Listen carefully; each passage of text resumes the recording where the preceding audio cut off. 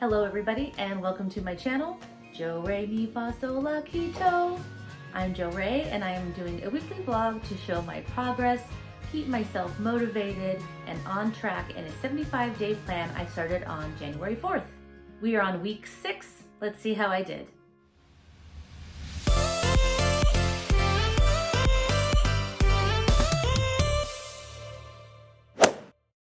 This week was a little tough.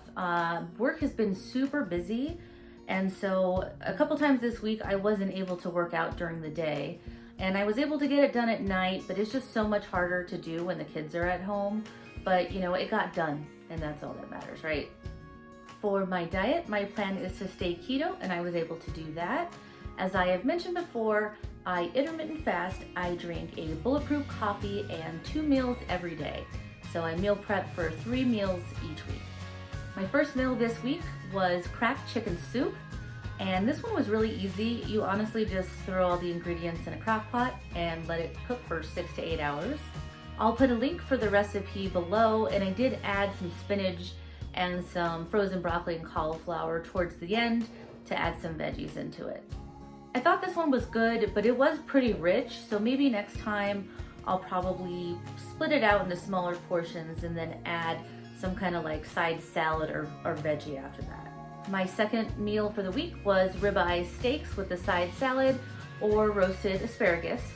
This one was also pretty easy. This was my first time trying a reverse sear on a steak, and it actually turned out perfect, so I'll probably end up using that technique going forward. I had some leftover veggies for the week, so for a couple of the meals I ended up just using those in a side salad. And once I was done with those, I roasted some asparagus in the air fryer. I love roasting vegetables in the air fryer. It is just so easy. For the asparagus, I just drizzle a little bit of avocado oil on it, sprinkle it with some salt, onion powder, and garlic powder, and then also some Parmesan cheese. I like using the powdered Parmesan cheese that you normally put on top of a pizza. It gives the asparagus a little bit of a crunch, and I just love that. My third meal for the week was mushroom and jalapeno turkey burgers on a chaffle. This was my favorite recipe for the week. They were just so good. I used a white bread keto chaffle recipe, and I'll go ahead and link that below. And the white bread chaffle recipe, it was a little bit kind of crumbly, not as crispy as like a normal chaffle would be, but it really gave me the feel like I was eating a bun on my burger. I used ground turkey instead of ground beef because my husband is not a big fan of ground beef. And I was able to spice up about 3 pounds of ground turkey into about a dozen burgers, which is great because I was able to freeze some for later. So now I have a meal prepped all ready for the future. For the toppings, I sauteed some onions and jalapenos, and then I also added some mushrooms and Swiss cheese.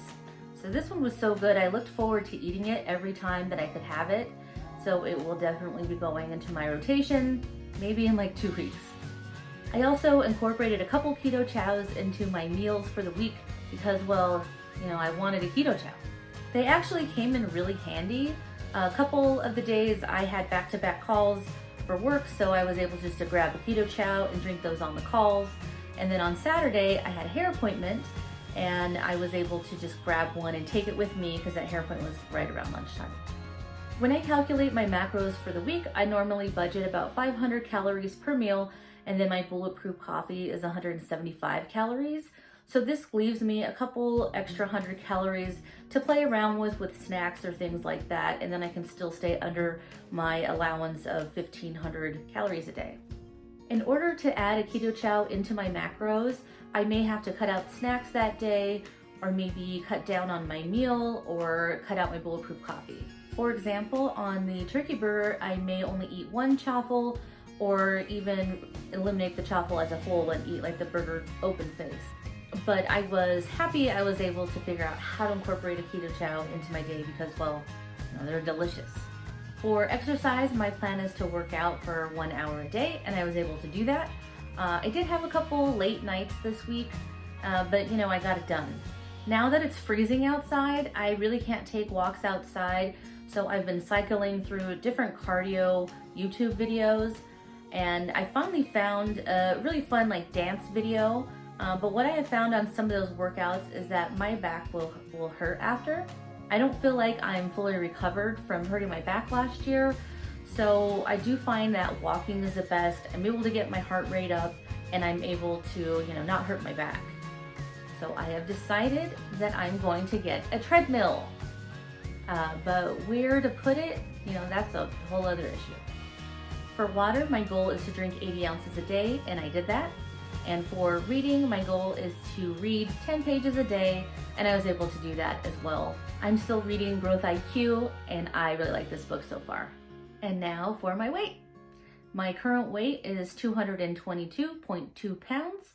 That is a loss of 1.4 pounds for the week, and 18.8 pounds so far. Hopefully next week, I'll be able to say that I lost 20 pounds. I'm just putting it out there in the universe. Here is my comparison picture.